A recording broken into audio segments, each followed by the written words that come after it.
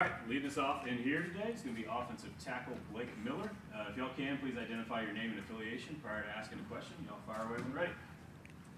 Blake, David Hood with TigerNet. One of my observations from today was I was watching the entire offensive line group as a whole, and I thought this might be one of the bigger groups I've seen on the offensive line since 2019 here and maybe ever. Do you get that? I mean, this is a bunch of big fellas, right? Do you think this is maybe the biggest group since you've been here? Yeah, we're definitely, we're all some pretty big guys. The people they bring to Clemson, they got the measurables, they have the intangibles, everything like that. And we just want to pride ourselves this year. And we may be those big guys, but we want to be the guys that play physical. We want to be the guys that after a team plays us, their guys are hurting because we were out there and we were really just going full throttle the whole time playing physical. Coach Luke is big on the fundamentals, but he's always coaching you, it seems like, when you're out there. What are some of the biggest takeaways from your time in bowl practice, first 2 year, just from being coached by him? Yeah, me personally, like the big thing right now for me is my hands, but the thing I love about Coach Luke is his intensity. He just got done talking to us post-practice about intensity. Energy is contagious, and he definitely brings that contagious energy, and it makes everyone else have that energy too. And when you see him coaching hard, you go harder, and then you see the people next to you going harder as a result of it. It's kind of it's a great thing because it just feeds off one another. John Blau was a veteran, so I can't go back to the whole Brett when Coach Luke shows up. What was it like when that energy was kind of voiced upon you for the first time?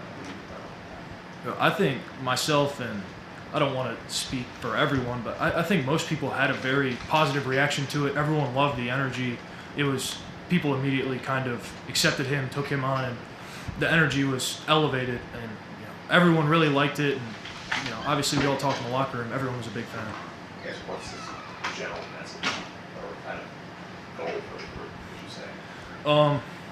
Well, he normally will give us a little nugget in segment meetings, and the one that I kind of took away from it, obviously, like I said, play with energy, but he told this story about Walt Disney. I won't tell you the whole thing, but basically, like, he was a kid, went to the carnival, and he wanted to see the merry-go-round, and when he got to the merry-go-round, he noticed that some of the horses weren't going up and down, and there was chip paint on them, and he basically said that Walt Disney had the placard on his desk till the day he died that said, "No chip paint, all horses jump." So he kind of takes that approach in the O-line. There's no chip paint. All horses are jumping. Everyone's firing on all cylinders at all times.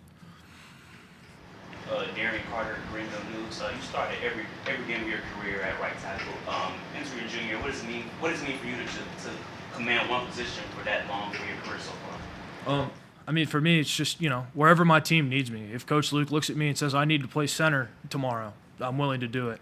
For me, it's whatever the team needs, I'm there for. I want to see us succeed, and I want to do what's best for the team no matter what. And playing right tackle, obviously, I'm comfortable at that position, but like I said, whatever the team needs from me.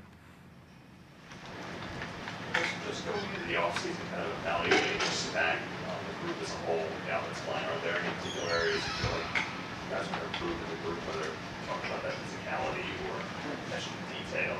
Like, what types of things did you guys kind of look back on and say you could improve? Yeah, I think the big thing, like you said, physicality, making sure that that's basically a point of emphasis for us. And also, too, Coach Luke's been big on the tackles, too, kind of being able to look out and see the bigger picture of the field outside the box.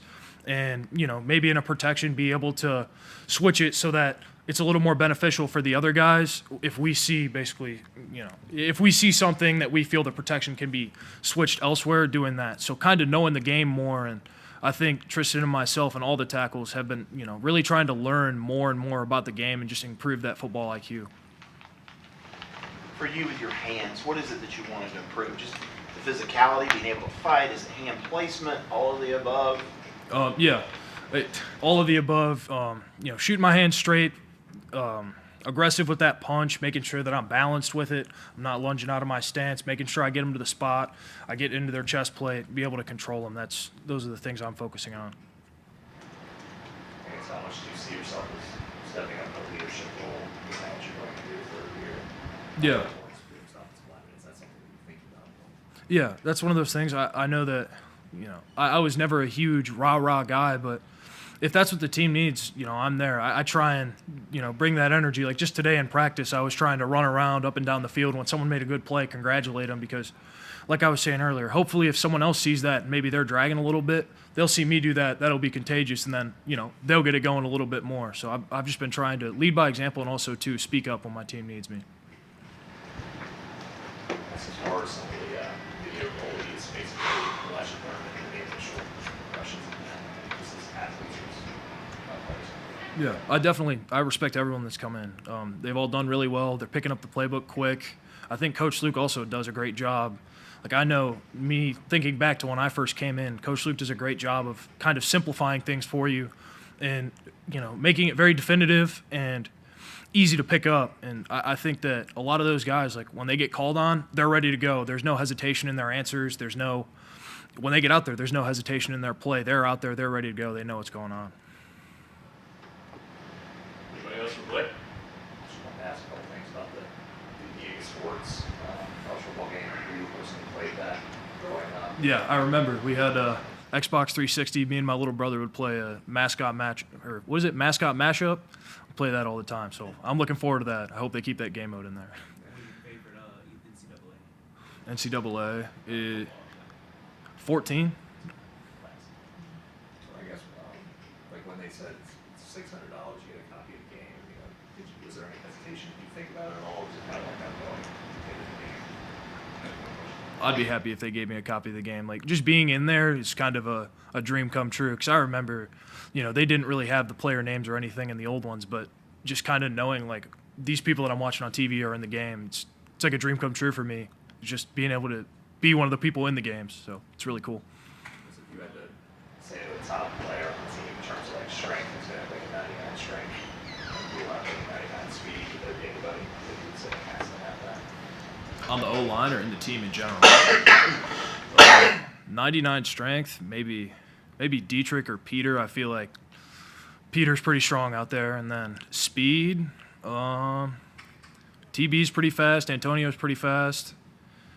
Last year, I would have said Nate for sure. I saw he just ran that 4.29. That was really impressive. But, yeah, TB or Antonio would probably be my two picks for 99 speed. All right. Thanks, Blake. Thank you, guys. Tristan.